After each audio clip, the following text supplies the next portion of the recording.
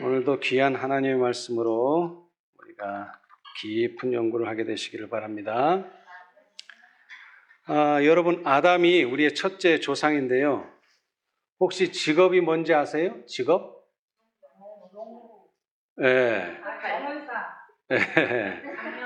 예. 창세기 2장 12절에 보시면은 우리 한글 성경에는 여호와 하나님이 그 사람을 이끌어 에덴 동산에 두사 그것을 다스리며 지키게 하시고 이렇게 표현했는데, 이것을 오늘날 이 개역개정에서는 여호와 하나님이 그 사람을 이끌어 에덴 동산에 두어 그것을 경작하며 지키게 하시고, 경작을 하라 그랬어요.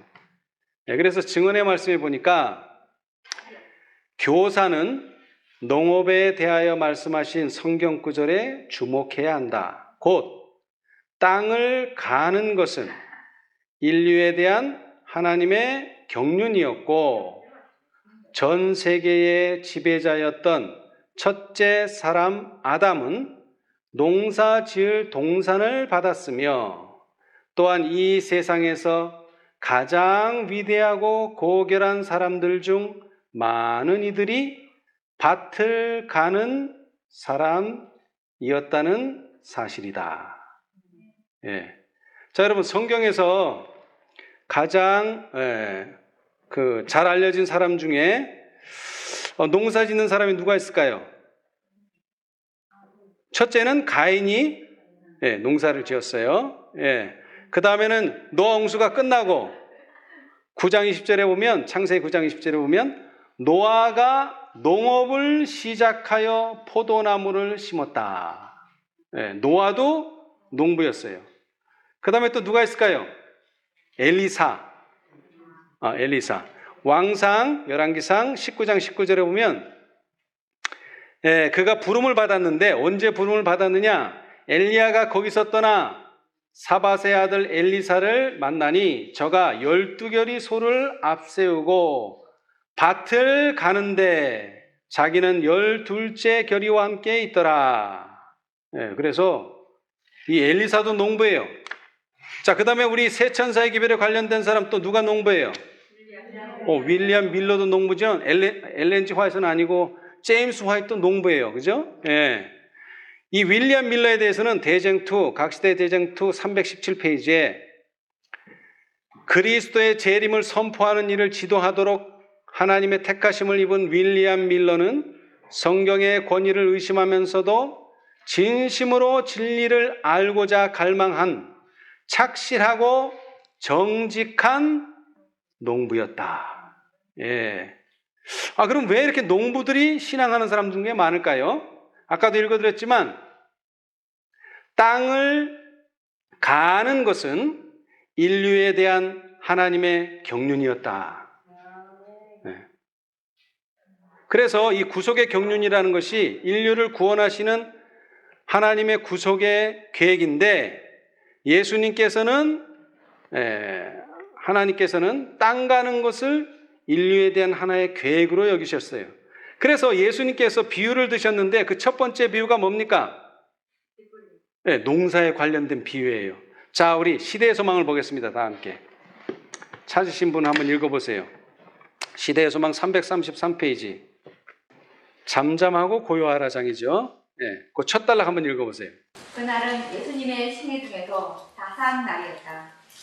그분께서 갈릴리 바닷가에서 잘 아는 예정으로 당신의 나라의 성격과 그 나라가 건설되는 방법에 대해서 백성들에게 다시 설명하시면서 최초의 비유를 말씀하셨다.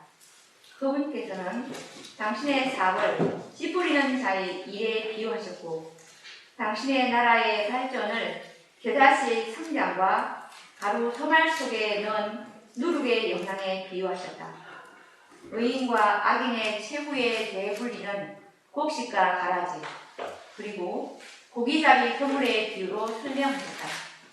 그분께서 가르치신 진리의 탁월한 귀중성은 감추인 보화와 극히 값진 진주의 비유로 예정된 동시에 집주인의 비유로서 그분은 제자들이 당신의 제자로서 어떻게 일해야 할지를 가르치신다. 예. 자, 여기에 보면은 예수님께서 바닷가에서 최초로 비유를 말씀하셨어요. 네. 근데 그 최초의 비유 중에 또 첫 번째가 뭡니까? 씨 뿌리는 비유예요. 씨 뿌리는 비유. 예수께서 비유로 여러 가지를 저희에게 말씀하여 가라사대 씨 뿌리는 자가 뿌리러 나가서 뿌릴새 더러는 길가에 떨어짐에 새들이 와서 먹어버렸고 하시면서 이 씨 뿌리는 비유를 하셨는데요. 예, 이 비유가 당신의 사업을 묘사했다 그랬어요. 당신의 사업. 당신의 사업은 무슨 일이다? 씨 뿌리는 게 당신의 사업이다. 뭐든지 첫째는 다 중요하죠. 그죠? 그래서 이 씨 뿌리는 사업은 사업 전체를 말하기도 하고 그 다음에 제일 중요한 거는 씨를 뿌리는 것이다. 근데 왜 뿌려요? 결론은 열매를 맺기 위해서 뿌리는 거예요. 그냥 관상용으로 뿌리는 게 아니죠. 열매를 맺어야 돼요. 네. 그래서 예수님께서는 첫 번째 비유를 이 농사와 관련, 땅을 가는 것과 관련한 비유를 드셨어요. 자, 그럼 두 번째 비유가 뭡니까? 두 번째 비유. 마태복음 13장 24, 25절. 어떤 비유예요? 이 13장에만 8개의 비유가 나와요. 예수께서 그들 앞에 또 비유를 베풀어 가라사대 천국은 좋은 씨를 제밭에 뿌린 사람과 같으니. 예. 자, 그래서 이 두 번째 비유가 뭡니까? 예. 여기 1절은, 24절은 좋은 씨를 뿌렸다 그랬지만 나중에 또 누가? 원수가 와서 또 나쁜 씨도 뿌렸어요. 그래서 결국에는 뭐가 열렸어요? 알곡과 가라지. 두 종류의 열매가 맺힌 거예요. 그죠? 그래서 이것은 뭘 말하느냐? 의인과 악인의 최후의 대분리를 의미하는 거예요. 그렇죠? 근데 이게 다 뭐예요? 농사와 관련된 비유죠. 그죠? 예. 근데 이게 두 번째예요. 자, 그럼 세 번째 비유도 봅시다. 31절.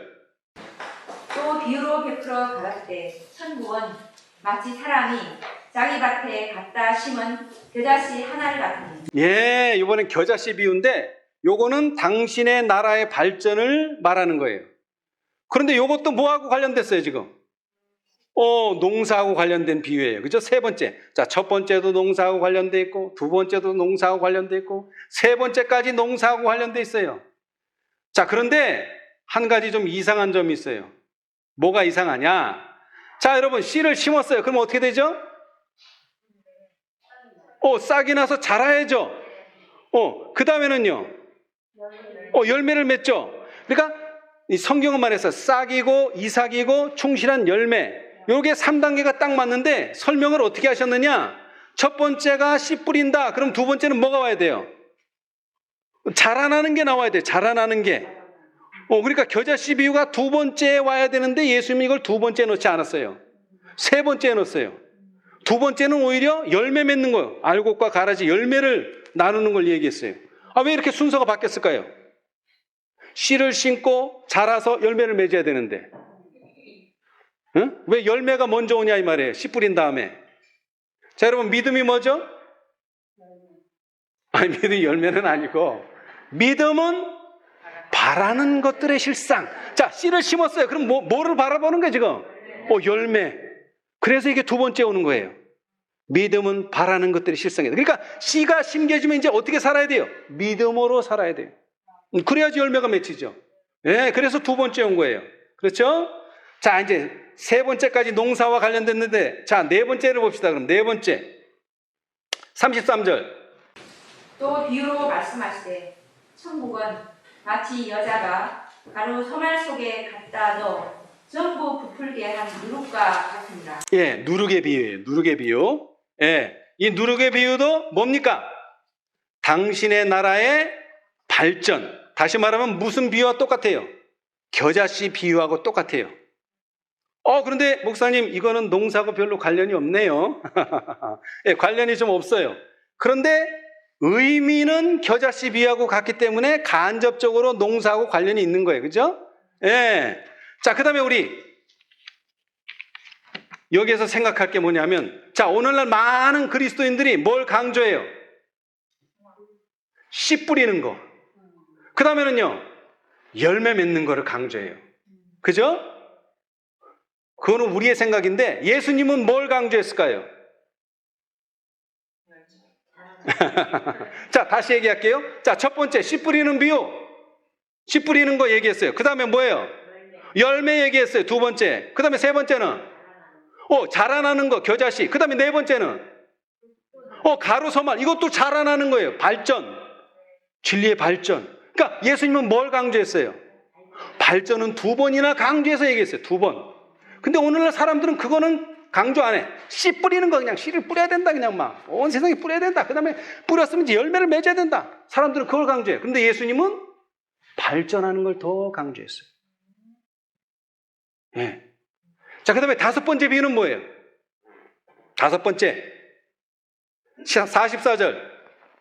천국은 마치 밭에 감추인 보화와 같으니 사람이 이를 발견한 후 숨겨두고 기뻐하여 돌아가서 자기의 소유를 다 팔아 그 밭을 샀느니라. 아멘. 자, 이것도 뭐하고 관련이 있죠? 밭하고 관련이 있는데 농사하고 관련이 있다 말이에요. 이 분명히 보화가 감추어 있는데 어떻게 발견했을까요? 감추어 놨는데 밭을 갈다가 쟁기를 갈다가 뭐가 덜컥해서 땅을 파봤더니 뭐가 들은 거예요? 보화가 들었단 말이에요. 밭을 안 갈았으면 이거 발견 못합니다. 이거야말로 농사하고 아주 직접적으로 관련돼 있어요. 자, 다시 말하자면 지금까지 다섯 개의 비유가 모두 직접적으로 간접적으로 다 뭐하고 관련이 있다고요? 농사하고 관련이 있어요. 특별히 첫 번째 씨 뿌리는 비유는 아주 관련이 많아요. 그리고 예수님께서 두 가지를 설명해 주셨는데 예수님께서 설명하신 비유 중에 하나가 바로 이 씨 뿌리는 비유는 설명을 해 주셨어요. 사실 비유는 의미가 뭐죠? 본인이 듣고 본인이 해석하는 게 이게 원래의 취지예요. 근데 예수님이 이 첫 번째 비유만큼은 설명까지 해 주셨어요. 그렇죠? 예. 자, 그런데 우리 씨에 대해서 한번 생각을 해보겠습니다. 영적인 교훈이 많아요. 지금 제가 오늘 그걸 하려는 건 아니지만 자, 여러분 요즘 나오는 식물들 감자, 고구마, 그 다음에 도마도 이런 열매 맺고 그 뿌리가 커지는 것들 보면 과거에 비해서 크기가 어떤가요? 크죠? 예, 영양가도 많아요. 그리고 빨리 자라요. 옛날보다. 그렇게 개량을 시킨 거예요. 그런데 맛이 없어요. 예. 왜? 결과에만 집중했기 때문에. 단기간에 큰 거를 만드는 거기에만 집중했지 이 맛에는 별로 관심이 없어요, 사람들. 예. 자, 그런데 그것보다 더 중요한 사실이 현대에 있어요. 이 씨에 관련해서. 여러분, 저는 농사를 안 짓습니다. 그런데 이 씨에 대해서는 잘 알아요. 요즘 여러분이 사는 씨, 요즘 여러분이 사는 모종이요. 잘 키워서 토마토를 만들고 감자를 만들고 고구마를 만들고 한 다음에 그 씨를 그 열매를 갖다가 심으면 다음에 어떻게 될까요? 안 나요. 왜 그럴까요? 전에는 안 이랬는데. 이 종묘 회사들이요, 우리나라 회사가 하나도 없어요. IMF 때 다 외국 자본에게 다 잡아먹혔어요. 그래서 심지어는 이 종자를 모으는 사람들도 있어요, 오늘날. 네. 왜? 종자가 이게 분명히 심었으면 열매를 맺으면 그걸 다음에 심으면 나야 되는데 안 나. 그래서 왜 그런가 원인을 살펴봤더니 그 가장 큰 이유는 뭐냐면 이 종묘 회사들이 아주 좋은 형질 A, 좋은 형질 B를 교배를 시키는 거예요. 이게 요 대에서는 결과가 나와요. 아주 좋은 형질이 나와요. 그런데 요게 자녀대에 가면은 형질이 분리가 돼버려. 그러면서 잡종이 나오는 거예요, 이게. 그러면 누가 이득을 볼까요? 종묘 회사가. 왜? 씨를 안 살 수가 없어. 매년 사야 돼. 매년. 그 다음에 또 하나는 유전자를 조작하는 거예요, 이제 유전자를. 네, 유전자를. 그래서 다음에는 씨를 못 맺게. 우리가 그런 것 중에 하나, 이건 말고 또. 이제 그 다음에 또 하나는 뭐냐면, 다음 세대에 그 유전을 못하게, 원래 이게 짝수 배체가 돼야 되는데 짝수 유전자가 되는데 홀수 유전자를 만들어 버려요. 그 대표적인 게 씨 없는 수박. 지베렐린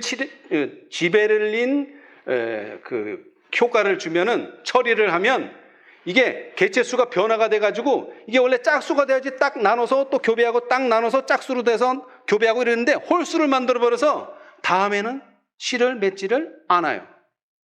그 다음에 또 하나는 뭐냐면은 이 오이씨나 호박씨 같은 거는 빨리 열잖아요. 그죠? 근데 이게 완숙을 한 다음에 따야 되는데 미숙한 상태에서 이걸 파는 거예요. 그럼 우리는 그걸 사다가 요 씨는 되겠지 하고 심는데, 이게 미숙한 상태라 완숙이 안 됐기 때문에 그 씨는 심어도 결국 다음에는 안 나요. 그러니까 미성숙한 씨를 심으면 안 나요. 여기에도 많은 교훈이 있겠죠. 그죠? 예. 근데 오늘 저는 그 얘기를 하려는 게 아니고, 예. 저는 사사시대의 한 농부의 이야기를 하고자 합니다. 사사시대. 이 농부는요, 나중에는 사사가 됐어요. 바로 사사기 6장 11절에 나오는 인물입니다. 사사기 6장 11절. 여호와의 사자 아비에셀 사람 요아스에게 속한 오브라에 이르러 상수리 나무의 아래 앉으니라. 마침 요아스의 아들 기드온이 미디안 사람에게 알리지 아니하려 하여 밀을 포도주 들에서 타작하더니. 예. 자, 기드온이 왜 농부예요? 네, 밀을 심었어요. 밀. 여러분, 밀은 어느 나라 주식입니까? 아니, 이스라엘. 우리 성경 공부하니까 이스라엘. 네, 이스라엘의 주식이 밀이에요. 우리는 쌀이지만 이 사람들은 밀 없으면 안 돼요. 네. 그런데 이제 밀을 잘 심었어요. 그래가지고 뭐 하는 거예요, 지금? 타작을 하려고 그러는데, 이 밀을 타작하는 시기는요, 5월 중순에서 6월 말. 성경이 말하는 절기로 말한다면 딱 오순절에 해당하는 시기예요. 오순절. 네. 그런데 이 밀의 추수가 보통 일이 아니에요. 왜냐하면 농사를 방해하는 방해꾼이 있기 때문에 그래요. 누가 방해를 합니까? 6장, 사사기 6장 3, 4절 한번 읽어보세요. 이스라엘이 파종할 때면 미디안 사람, 아말렉 사람, 동방 사람이 치러 올라와서 진을 치고 가사에 이르도록 토지 소산을 멸하여 이스라엘 가운데 식물을 남겨두지 아니하며 양이나 소나 나귀도 남기지 아니하니. 예. 자, 이 사람들이 얼마나 미디안 사람, 아말렉 사람, 동방 사람이 영리한지 딱 지켜보고 있다가 뭐를 하면, 파종, 씨를 심으면, 이제 저거 열매를 맺겠구나 딱 기다리고 있다가 언제? 추수 때 딱 나타나서 싹 가져가는 거예요, 이게. 그죠? 예. 그런데 감사하게도 이 기드온은 들키지 않고 뭐예요? 타작을 할 수 있는 시간까지 간 거예요. 타작을 할 수 있는 시간까지. 예. 자, 그런데 아니 왜 하나님께서 그 이스라엘 백성들이 타작할 수 있도록, 왜냐하면 이게 주식이니까 먹고 살아야 되는데 이 사람들이 와서 식물을 남겨두지 아니했다. 다 걷어갔다는 거예요, 식물을. 예. 그럼 왜 이런 일이 벌어졌을까요? 왜 하나님께서 그들의 식물이 보호받지 못하도록 하셨을까요? 거긴 이유가 있겠죠? 자, 사사기 6장 1절. 이스라엘 자손이 또 여호와의 목전에 악을 행하였으므로 여호와께서 7년 동안 그들을 미디안의 손에 붙이시니. 아멘. 자, 미디안이 강해서 이스라엘을 쳐들어온 게 아니에요. 하나님께서 이스라엘 백성들을 누구의 손에? 미디안의 손에 붙이신 거예요. 예. 자, 그런데 이게 공교롭게도 몇 년? 7년. 요셉 시대에 얼마 동안의 기근이 들었죠? 7년. 그 요셉 시대 7년의 버금가는 기근이 든 거예요. 기근이 들었어요. 그렇죠? 왜냐하면 추수하려고 그러면 싹 뺏어가니까. 예. 자, 그런데 가만히 생각을 해보니까, 자, 제가 씨에 대해서 말씀드렸는데, 자, 이 해에, 올해에 기드온이 씨를 심었어요. 가을에 심어야 됩니다, 밀은. 가을에 심었어요. 이른비 때 심어야 돼요. 가을에 심었어요. 그래서 이제 언제 추수해요? 봄에, 늦은 비 때 추수해요. 그런데 이게 추수를 했다는 말은, 씨를 심었다는 말은 작년에 뭐가 있었다는 거예요? 씨가 있었다는 거 아니에요? 그래서 올해 심었어요. 자, 그런데 작년에는 씨가 또 어디서 났어요?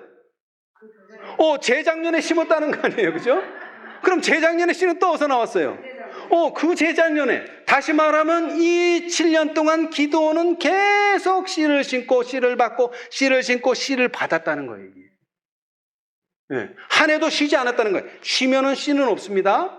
씨 없어요. 자, 여러분, 우리가 보는 사람들이 말하죠. 은행나무가 제일 오래됐다고 하면 몇백만 년이 됐다는데 그건 말도 안 되는 소리고. 하여튼, 은행나무가 오래됐는데 이 은행나무가 왜 이렇게 있어요? 씨가 떨어져서 자라고 씨가 떨어져. 그게 한 번도 끊기지를 않고 왔기 때문에 지금 우리 눈에 있는 거예요. 마찬가지로 기드온도 밀을 7년 동안 계속 심고 추수하고 받아서 또 심고 받아서 또 심고 7년 동안을 계속 했다는 거예요, 이게. 그렇죠? 네. 그러니까 이 기드온이 대단한 사람이에요. 그냥 농사 지은 거면 별로 대단하지 않지만 이 미디안 사람들이 지금 농사를 짓는 사람들을 쫙 보고 있다가 추수할 때만 되면 와서 싹 가져가는데 거기에 걸리지 않고 지혜롭게 그 다음에 하여튼 하나님의 방법대로 해가지고 걸리지 않고 잘 돼서 7년 동안을 무사하게 재배를 해왔다는 거예요. 그렇죠? 그런데 이렇게 된 이유가 뭐라고요? 여호와의 목전에 악을 행했기 때문이다. 자, 그러면 여기서 그냥 악을 행했다 그랬는데 구체적으로 어떤 악을 행했을까요? 구체적으로. 부조와 선지자 544페이지. 하나님께서 당신의 백성을 가나안 땅에 두신 것은 하나님께서 당신의 백성을 가나안 땅에 두신 것은 그들로 도덕적 죄악의 조수를 막아 온 세상에 범람하지 못하게 할 강한 방파제를 삼고자 하심이었다. 하나님께서는 이스라엘 백성이 당신에게 충성하는 한 그들이 나아가 정복하고 또 정복할 수 있게 하시고자 하셨다. 하나님께서는 가나안인들보다 더 크고 강력한 족속까지도 이스라엘 백성의 손에 붙이시고자 하셨다. 아멘. 자, 거기까지요. 자, 원래 하나님의 계획이 뭐예요? 이 가나안에 들어갈 때는 가나안 민족을 다 어떻게 하라? 싹 몰아내는 것이 하나님의 뜻이었었어요. 근데 이스라엘이 그렇게 했어요? 안 했어요. 그 다음 단락. 그러나 이스라엘 백성은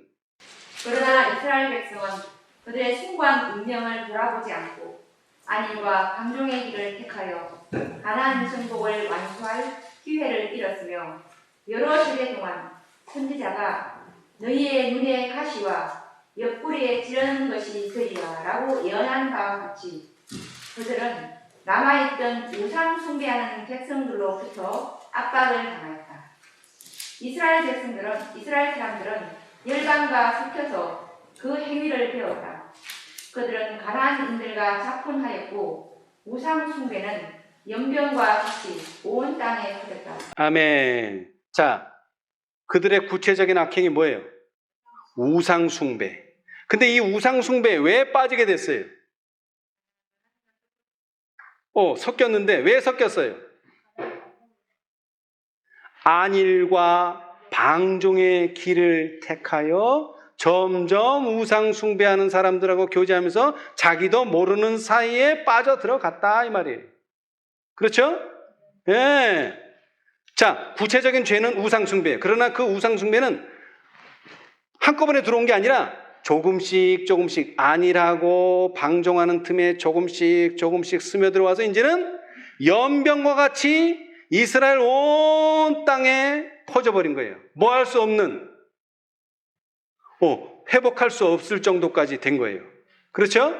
예. 자, 그런데 좀 더 자세히 봅시다. 우상 숭배에 빠지게 된 과정을 좀 더 자세히. 자, 부조와 선지자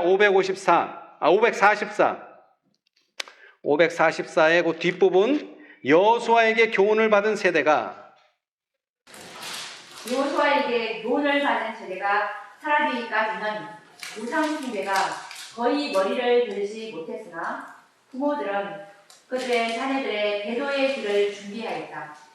가나안을 점령한 자들 편에서 여호와께서 제시하신 바를 무시함으로 여러 세대 동안 계속하여 썬 열매를 가져올 악의 종자를 심었다.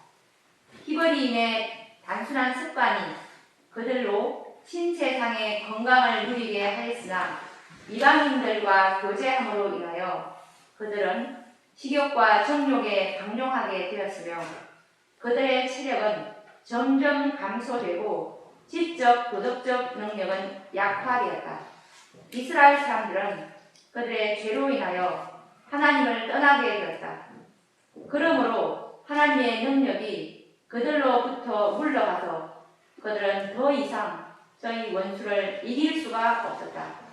그리하여 그들은 하나님을 힘입어 정복할 수 있었던 바로 그 민족들에게 압제를 당하였다. 아멘. 자, 여기에 이제 씨가 나오죠? 종자. 어떤 종자를 심었다고요? 악의 종자. 그러니까 우상숭배의 종자를 심었어요. 근데 이게 한두 대예요?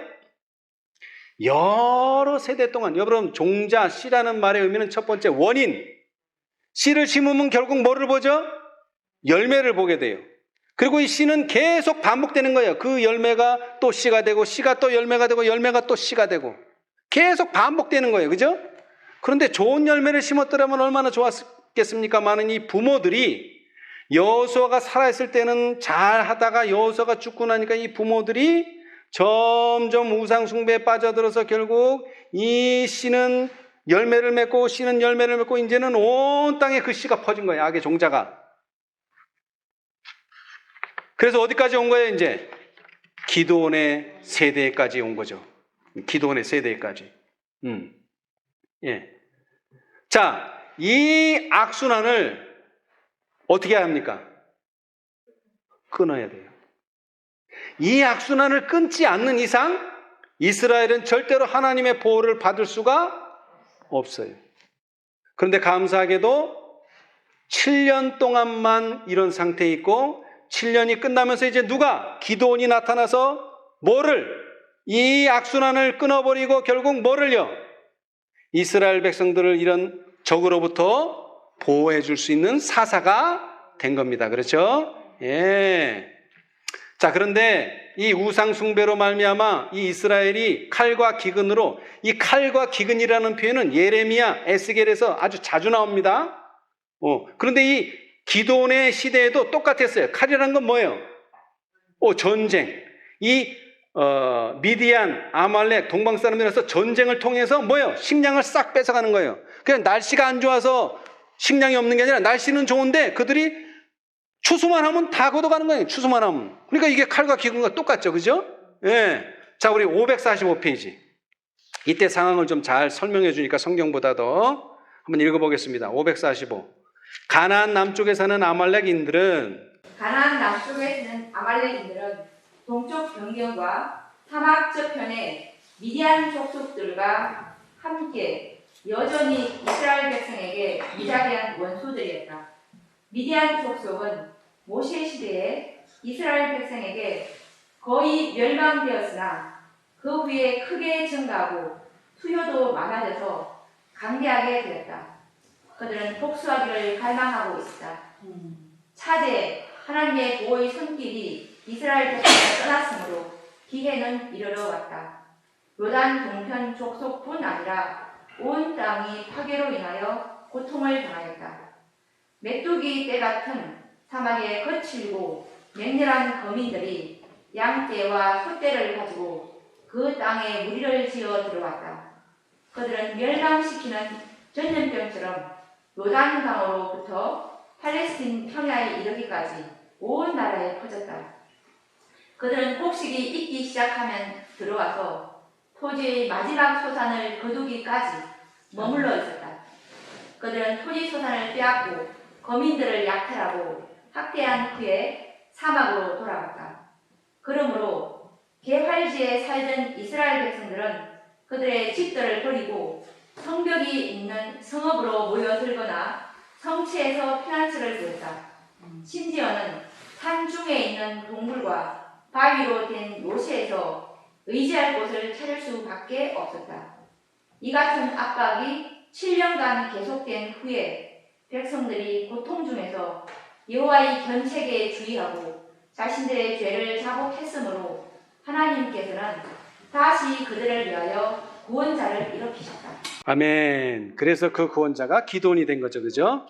자, 그런데 여기서 이 2절 미디안 그러니까 사사기 6장 2절 미디안의 손이 이스라엘을 이긴지라 이스라엘 자손이 미디안을 인하여 산에서 구멍과 굴과 산성을 자기를 위하여 만들었으며. 여러분, 이스라엘이 국가적으로 이 문제를 해결해 주지 못하니까 이 백성들이 어떻게 했어요? 개인적으로 이 문제를 해결하기 위해서 산으로 가서 구멍으로 들어가고, 구멍보다 조금 큰 게 굴이에요. 굴로 들어가고, 굴보다 조금 큰 게 산성이에요. 산성으로 들어가 버리는 거예요. 그리고 만들었다 그랬어요. 자기를 위하여 만들었다. 여러분, 1844년에 이 지구상에 개신교회가 어마어마하게 많았어요. 16세기에 루터가 종교개혁할 때는 전혀 없었어요. 천주교 외에는 다른 교회는 없었어요. 그러더니 개신교회가 16세기에 종교개혁을 하고 나서부터는 뭐 우죽순으로 그냥 개신교회가 나타났어요. 근데 이 수많은 개신교회를 연합시키는 한 무리가 있었는데 그게 뭡니까? 윌리엄 밀러의 재림주의자들. 예수님께서 재림하신다. 초교파적으로 일해서 그 수많은 교파를 하나로 재림교회로 만들어버렸어요. 그죠? 그런데 예수님이 빨리 오셨으면 이 교회로 그냥 끝났을 텐데 재림이 점점 지체되면서 이 교회가 라오디게아 상태로 빠지니까 어떻게 된 거예요? 이 기도원 시대와 똑같이 된 거예요. 미디안과 아말렉과 동방 사람들이 쳐들어오니까 교회는 이 사람들을 막아주지 못하니까 뭐예요 이제? 파를 만드는 거예요. 파. 제가 듣기로는 미국에만 200개 이상의 분파가 있대요. 제7일 안식일 예수 재림교회 안에 200개. 예, 똑같아요. 산에다가 구멍, 조금 크면 굴, 조금 크면 산성을 만드는 거야 자기가. 왜? 나라가 자기네들을 보호해주지 못하니까. 나라가, 교회가. 그죠? 그러나 감사하게도 7년이 딱 끝날 쯤에 누구를? 기도원을 보내주신 거예요. 기도원. 이건 기도의 응답이에요. 그렇죠? 예. 자, 그런데 이 기도원이 무슨 일을 했는가 봅시다. 자, 6장 11절. 여호와의 사자가 아비에셀 사람 요아스에게 속한 오브라에 이르러 상수리 나무 아래 앉으니라. 마침 요아스의 아들 기드온이 미디안 사람에게 알리지 아니하려 하여 이를 포도주 틀에서 타작하더니. 예. 자, 다른 사람들은 겁나서 아무도 하지 못하는 일 뭐예요? 밀농사를 짓고 밀을 타작해서 7년 동안이나 계속 해왔다는 거예요. 그래서 이 기드온이 하나님의 명령을 따라서 이 이스라엘 백성을 구원할 자라는 증명이 되었어요? 안 되었어요? 되은 거예요. 7년 동안 이 일을 했으니까. 미디안이 있고 아말렉이 있고 동방 사람들이 있는데도 불구하고 농사를 짓고 추수를 해왔다는 거예요. 7년 동안 이미 검증이 된 거예요. 그런데 이 기드온이 어떤 사람인가 한번 봅시다. 부조와 선지자 546페이지. 부조와 선지자 546. 기드온은 므낫세 지파에 속한 기드온은 므낫세 지파에 속한 요아스의 아들이었다. 이 가문이 소속된 지파는 아무런 지도적 지위를 차지하지 못했으나 요아스의 가족은 용기와 성실에 있어서 탁월하였다. 그의 용감한 아들들에 대하여 모두 왕자 같더라 라고 말했다. 그 중에 한 아들을 제외하고는 모두 미디안 사람과의 싸움에서 죽었다. 그 한 아들은 침략자들이 그의 이름을 두려워하게 만들었다. 기드온은 그의 백성을 구원하라는 하나님의 부르심을 받았다. 기드온은 그때 밀을 타작하고 있었다. 소량의 곡식을 감추어 두었으나 그는 그것을 감히 보통 타작마당에서 타작할 수 없었다. 그는 그것을 포도주 틀 가까운 곳에서 타작하였는데 이는 포도가 익을 계절이 아직 멀었으므로 그 포도원이 거의 주목을 받지 않는 까닭이었다. 기드온은 은밀한 곳에서 말없이 일하면서 슬픔에 젖어 이스라엘의 상태를 숙고하고 자기 백성에게서 압박자의 멍에를 꺾을 수 있는 방법을 생각하였다. 아멘. 자, 여기 보세요. 이 기드온에 나온 이 가문은 훌륭한 집안이에요. 이름 없는, 아무런 지도적 지위를 차지한 적이 없는 집안이에요. 그러나 이 집안은 어땠어요? 미디안과 싸우는 일에 아주 용감했어요. 그런데 안타깝게도 그 형제들이 다 죽고 누구만 남았어요? 기드온 한 사람만 남았어요. 왜 남았을까요? 이스라엘을 구원하기 위해서 남겨두신 거예요, 하나님께서. 그죠? 예. 자, 그런데 기드온이 어떻게 일했어요? 은밀한 곳에서 말 없이 예? 은밀한 곳에서 말 없이 그러면서 어떻게 했어요? 이스라엘의 상태를 숙고하고 자기 백성에게서 압박자의 멍에를 꺾을 수 있는 방법을 생각하였다. 이게 무슨 뜻이에요? 다른 사람들은 굴에 들어가고 구멍에 들어가고 다른 사람들은 굴에 들어가고 다른 사람들은 산성을 팔 때 기도는 그렇게 하지 않았어요. 왜? 하나님의 방법이 아니기 때문에. 그리고 제일 중요한 건 뭐예요? 자기의 안위만을 생각하지 않았다. 예. 저희 주위에 많은 사람들이 있어요. 많은 사람들이. 제가 그 사람들한테 가끔 얘기합니다. 그러지 말고 우리 같이 협력해서 일하자. 그럼 그 사람들이 뭐라 그러는 줄 아세요? 니네는 교회가 없다. 대청에도 없다. 네. 그러면서 아니 그러면 니네 교회는 이렇게 문제가 있다 얘기하잖아요. 그럼 뭐라 그러는지 아세요? 나만 신실하면 되지. 그거 맞는 말에 틀리는 말이에요. 맞는 말이죠. 맞는 말이에요. 네. 여러분 상식적으로 생각해 봅시다. 왜 사람들이 서울대학을 보내려고 그래요, 자녀를? 출세할 수 있는 확률이 높기 때문에 그런 것이지. 그렇잖아요. 맞죠?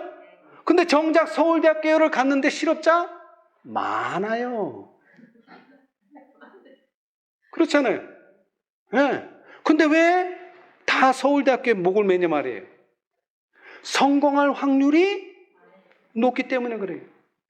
이게 무슨 뜻이냐? 여러분 천주교에 있으면 구원 못 받습니까? 아니에요. 개신교에 있으면 구원 못 받습니까? 아니에요. 저기 뭐 절에 다니는 사람은 구원 못 받습니까? 아니에요. 다 구원 받을 수 있어요. 그러나 왜 우리는 이 자리에 있어야 합니까?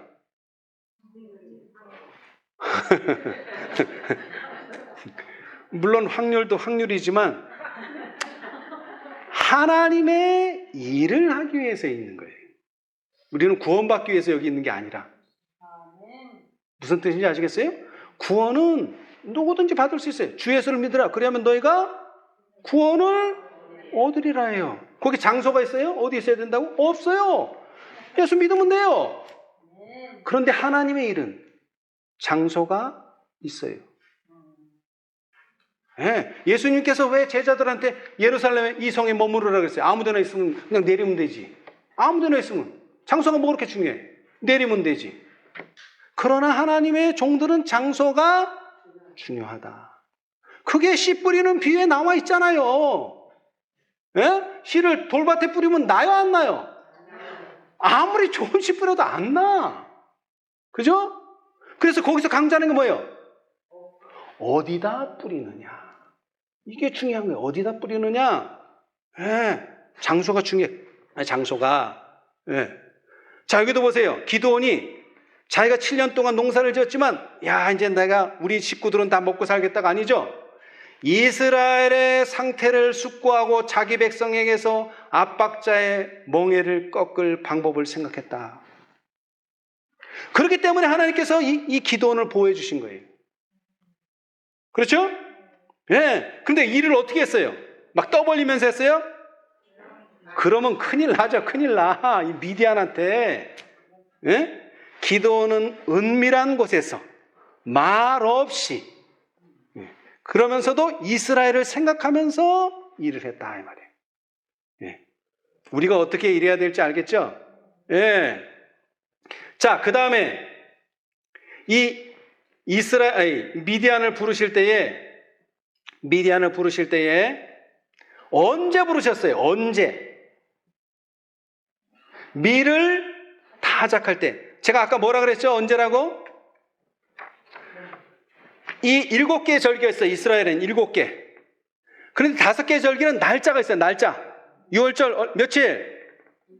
1월 14일. 그 다음에 무교절 1월 15일부터 일주일. 그 다음에 초실절. 날짜 없어요. 날짜 없어요. 초실절이 날짜 없어요. 레위기 23장에 보면 절기가 쭉 나오는데 이건 날짜가 없고 뭐예요? 안식 후 첫날. 그러니까 이 6월절에는 안식일이 없어요. 그 다음에 두 번째 무교절에는 안식일이 있어요. 첫째 날 안식일, 7째 날 안식일 2개가 들었어요. 그런데 요 첫째 안식일 다음 날 그날이 초실절이에요. 예수님께서 일요일날 부활하셨죠. 금요일날 6월절날 돌아가시고 토요일날 안식일날 무교절날 무덤에서 쉬시고 그 다음에 초실절날 안식 후 첫날에 부활하셨잖아요. 날짜가 없어요. 그 다음에 또 뭐가 날짜가 없어요? 오순절이 날짜가 없어요. 대신 몇 번을 쉬어야 돼요? 50일을 쉬는데 그 50일에 쉬는 게 7 안식일 7 곱하기 7 49 해서 50번째 되는 날. 여러분 이거 계산 잘하면요 늦은 비 언제 올지도 알 수 있어요. 그런데 제가 가만히 계산을 해보니까 77이 49는 숫자가 아니에요. 그럼 뭘까요? 77이. 여기에 이 기드온이 그 외방에 침입을 받은 7년도 이것도 숫자가 아니에요. 무슨 뜻이에요? 7이. 완전. 그런데 오순절은 완전 곱하기 완전. 완전. 그래야지만 추수를 할 수 있다. 그리고 그때 부름을 받은 사람이 누구다? 기드온이다. 늦은 비. 그러니까 이 오순절에 받았다는 것은 오순절이 예수님의 제자들이 오순절의 경험, 그러니까 이른 비의 경험을 했지만 이거 늦은 비의 경험도 오순절의 경험하고 똑같아요. 봄이에요, 봄. 뭐 할 때? 열매 맺을 때. 뭐가? 밀이 처음으로 열매 맺을 때. 그래서 이 기드온은 늦은 비의 부르심을 받은 사람이에요. 늦은 비 때에. 그죠? 그래서 이 시기가 중요하다는 거예요. 제가 드리는 말씀은. 자, 그 다음에 이제 이 기드온이 부름을 받고 한 첫 번째 일이 뭡니까?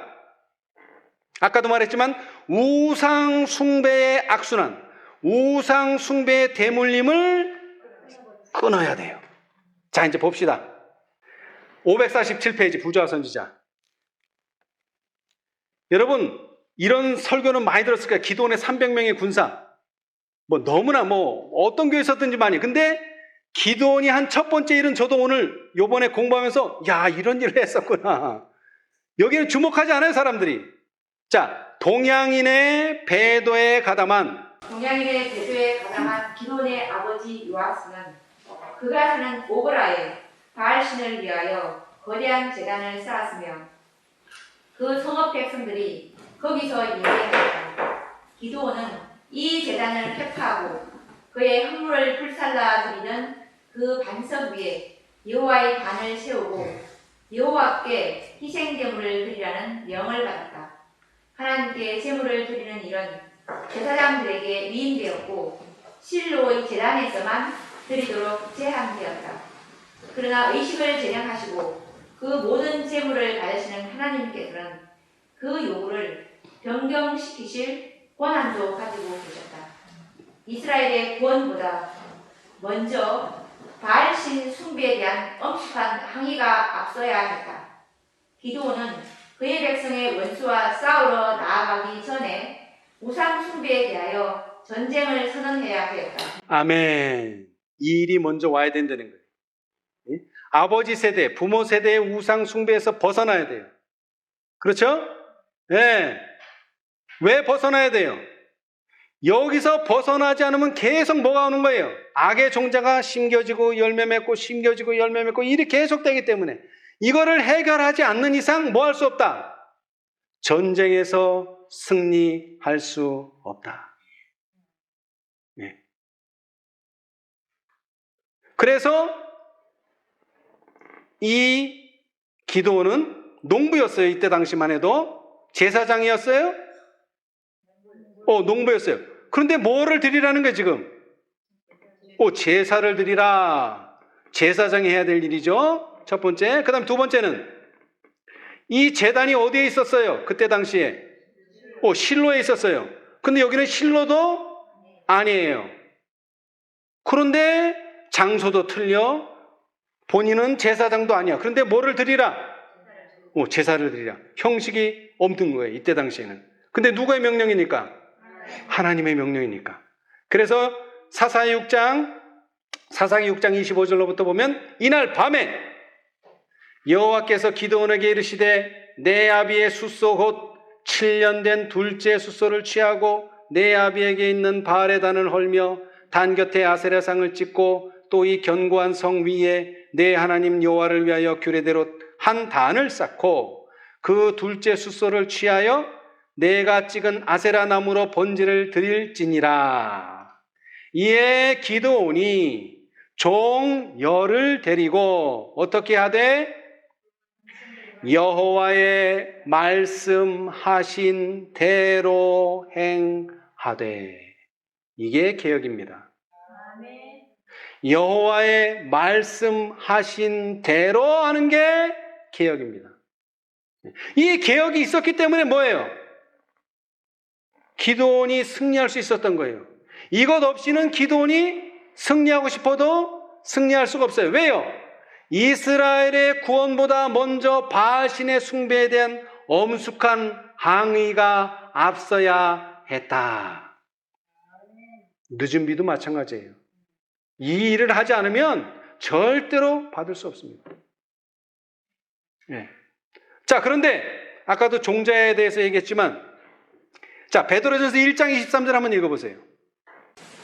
너희가 거듭난 것이 썩어질 씨로 된 것이 아니요 썩지 아니할 씨로 된 것이니 하나님의 살아있고 항상 있는 말씀으로 되었는다. 예. 자, 제가 계속 씨에 대해서 말했고 종자에 대해서 말했고 농사에 대해서도 말했는데 이 농사라는 게 다른 게 아니라 씨를 심고 성장시켜서 결국 열매를 얻는 일인데 그 근본, 그 씨가 뭐라는 거예요? 하나님의 살아있고 항상 있는 말씀. 이것이 씨라는 거예요. 이 씨로 종자를 바꾸지 않는 이상 이 이스라엘은 7년이, 여기서는 7년으로 한정지었지만 8년이 되든 9년이 되든 10년이 되든 이 일은 계속 반복될 것입니다.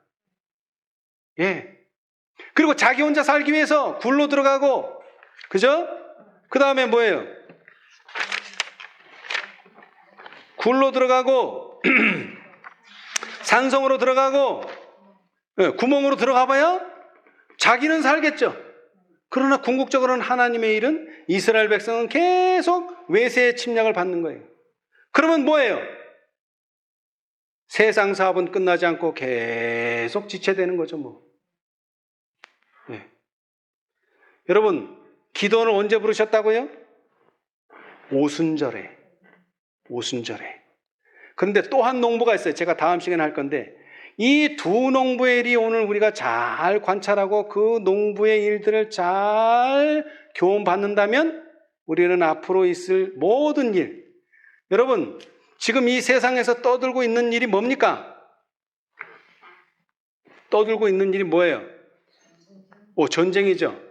전쟁이 왜 사람들에게 불안을 가져와요? 네? 살기에 힘들게 만드는 게 전쟁이라는 건. 그래서 성경에서는 그 전쟁을 칼이라고 묘사했어요. 여러분 칼로 계속 찔러봐요. 이거 얼마나 아프고 힘들어요. 근데 이 칼은 칼로 오지 않습니다. 뭐로? 기근을 가져오는 겁니다. 기근. 근데 여기서 말하는 기근은, 자, 오일 쇼커가 와서 우리 먹을 게 없고 그런 날은 절대 오지 않습니다. 먹을 거는 풍성해요. 근데 뭐가 없어요? 영적 양식이 없어요. 여러분, 계시록 7장에서 왜 바람을 불지 말라 그랬어요? 바람. 바람을 불면 사람들이 불안해서 뭐를 안 해요? 성경 연구를 안 해요. 먹는 일에 바빠가지고. 물론 그래서는 안 되지만. 그러니까 바람을 불지 않게 평안하게 하나님께서 보호해 주는 거예요. 왜? 성경을 깊이 연구하도록 시간을 주는 거예요. 근데 제가 볼 때 그 시간이 이제 얼마 남지 않았어요. 보니까. 근데 그것은 당연한 거예요. 왜? 우리가 알고 있는 시간에 가까워졌기 때문에 그런 거예요. 그러니까 여러분 염려할 필요 없어요. 제가 강조하지만 절대로 굶어 죽진 않아요. 굶어 죽진 않아요. 그러니까 먹을 게 없어서 죽진 않아요. 왜 죽어요? 여러분 보세요. OECD 국가 중에 자살률이 제일 높은 나라가 우리나라예요. 살라고 그래도 알아서 죽어. 왜 그래요? 정신에 문제가 있기 때문에. 정신에. 예? 근데 사람들은 맨날 휴지를 사 모은다느니 뭐 쓰레기 봉투를 사 모은다니 헛소리, 헛일을 하고 있다고요. 쓰레기 봉투 없어서 죽는 사람 없어요. 예? 휴지 없어서 죽는 사람도 없고 물 없어서 죽는 사람도 없어요. 근데 불안해서 죽는 거예요. 불안해서. 사람의 마음의 불안이. 사단이 노리는 것도 그거예요. 근데 그게 세상 사람들이 그런 건 또 우리가 이해를 해. 왜? 그들의 마음에는 하나님이 계시지 않으니까. 근데 왜 하나님의 백성이 불안해하냐 이 말이에요. 불안할 이유가 없어요. 왜? 우리는 절대로 굶어 죽지는 않는다. 그런데 성경은 경고해요. 뭐를 조심하라? 칼과 기근을 조심해라. 여기는 육적인 양식이 모자라는 게 아니라 영적인 양식이 없단 말이에요. 그러니까 사람들이 불안하니까 이 사람이 이 얘기하면 그게 정말 그런가? 저 사람이 저 얘기하면 그게 정말 그런가? 여기도 왔다가 저기도 왔다가. 그러니까 예수님이 마태복음 24장에 예수가 그리스도가 골방에 있다 어디 있다 해도 따라가지 말라는 게 뭐예요? 마음이 불안하니까 거기 있다면 또 거기 가고 여기 있다면 또 저기 가고 그러는 거예요. 마음이 불안하니까. 예. 자, 다시 얘기합니다. 예수님께서는 우리에게 오늘 우리가 해야 할 일이 무엇인지를 가르쳐 주셨어요. 그게 뭡니까? 우상 숭배를 끊어라. 많은 사람들이 우상이라니까 우리 집에 무슨 단지가 있나 뭐가 있나 이 물건만 찾는데 물건이 아니에요. 마음속에 너희는 먼저 그의 나라와 그의 의를 구하라 그랬는데 그거 할 때에 가리고 막는 게 다 우상이에요. 다 우상. 걱정하는 것도 우상이에요. 그거 걱정도 우상이야. 예. 그럼 뭐가 들어가야지 안전할까요?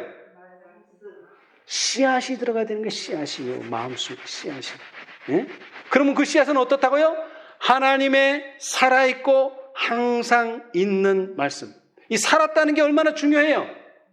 예? 살았다는 거. 제가 재밌는 예화를 들게요. 어떤 어부가 물고기를 잡아서 바닷가에서 잡아서 이제 산지에서 잡아서 이제 식당으로 가는데 한 하루를 가야 돼. 멀어서.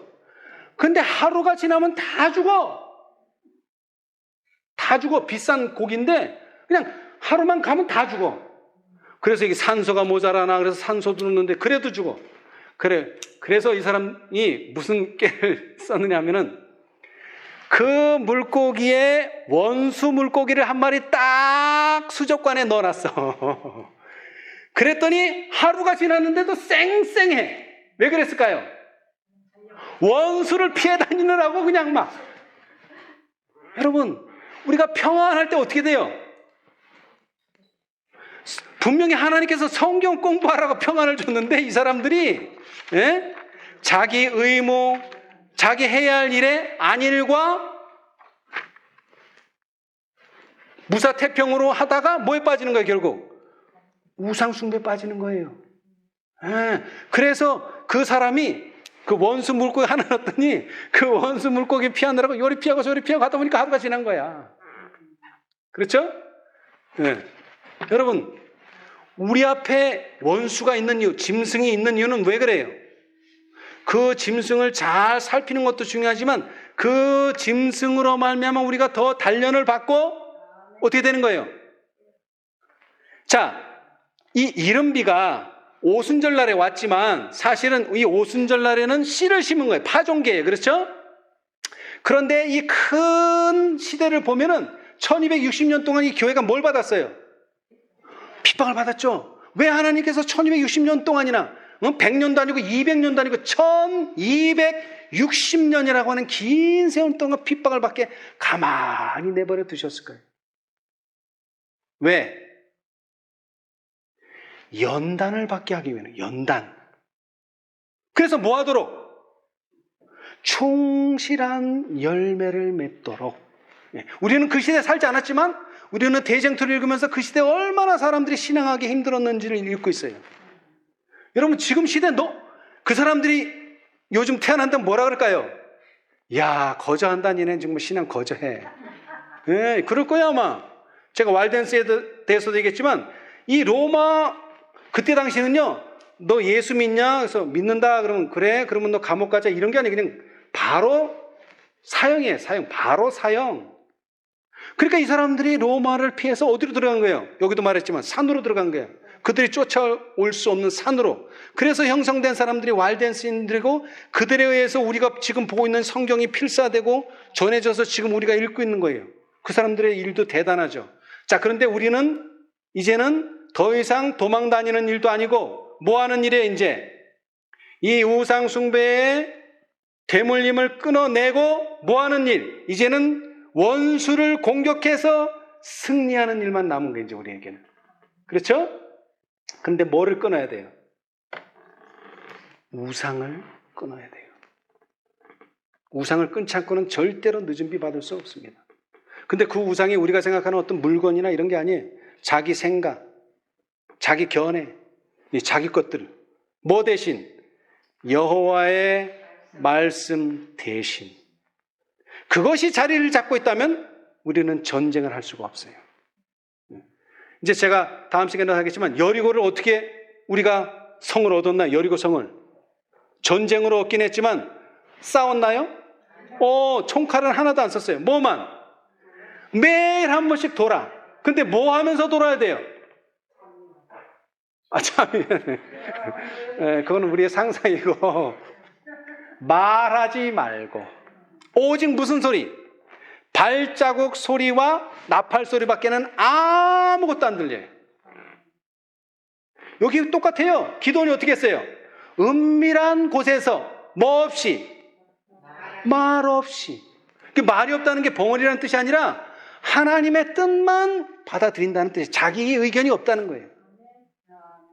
그렇게 해서 7년이나 준비되었기 때문에 미디안을 물리칠 수 있는 구원자가 될 수 있었다는 겁니다.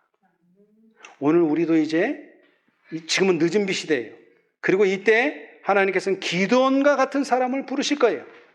그런데 이 기드온은 7년 동안 준비가 되어 있었다. 그리고 또 다른 사람은 그 7년 동안 무엇을 했는지 제가 다음 시간에 보여드릴 텐데 우리 모두가 다 기드온처럼 여호와의 말씀대로 행하시게 되기를 바랍니다.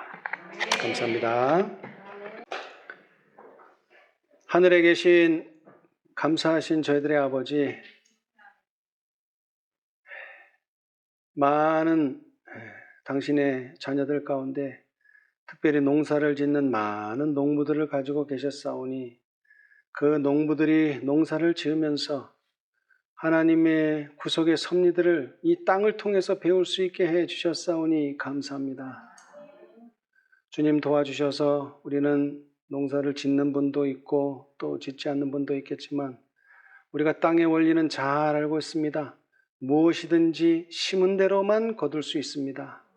주님 도와주셔서 우리의 생애 가운데 악의 종자들은 심지 말게 하시고 의의 씨앗만 잘 심을 수 있게 도와주시옵소서. 이 일을 하시기 위해서 예수님께서 2000년 전에 이 땅에 오셨습니다. 우리의 마음에도 당신의 말씀의 씨앗이 심겨질 수 있게 도와주시옵소서. 혹 우리의 마음이 돌밭이라면 잘 갈려지게 도와주시고 또 우리의 마음의 밭에 돌이 있다면 다 드러내게 도와주시고 또 우리의 마음이 가시덤불로 엉켜 있다면 그 가시덤불을 우리 주님께서 다 제하여 주시옵소서. 그리하여 당신께서 심으신 그 씨앗이 잘 자라서 당신께서 원하시는 열매로 맺어질 수 있도록 30배, 60배, 100배의 결실을 할 수 있도록 축복하여 주시옵소서. 기드온의 시대에 외세의 침략을 받았지만 기드온은 묵묵히 7년간 밀을 심고 추수를 할 수 있었습니다. 주님, 이제 우리가 은밀한 곳에서 말없이 일하고 있지만 우리는 주님의 일을 하고 있사오니 주님 도와주셔서 우리가 하고 있는 이 일이 당신의 영광으로 드러날 때까지 우리가 이 모든 우리의 일들을 잘 감당할 수 있는 인내와 믿음을 더하여 주시옵소서. 또 우리 가운데 아직 확신이 없는 사람들이 있습니까? 도와주셔서 마음에 당신의 말씀의 씨앗이 심겨질 수 있도록 축복하여 주시옵소서. 그리하여 우리 주님께서 마지막 때에 받으실 영광을 저희를 통하여 받으시기를 간절히 바랍니다. 주님, 우리가 개인적으로 굴을 파거나 또 산성을 짓는 그런 일은 하지 말게 하시고 오직 하나님께서 우리를 위하여 세워놓으신 그 계획을 우리가 깨닫게 해주시고 그 계획을 따라 우리가 움직일 수 있는 당신의 사자가 되게 하여 주시옵소서. 또 이 밤도 편히 쉴 수 있도록 축복하여 주시기를 예수님의 이름으로 기도드리옵나이다. 아멘.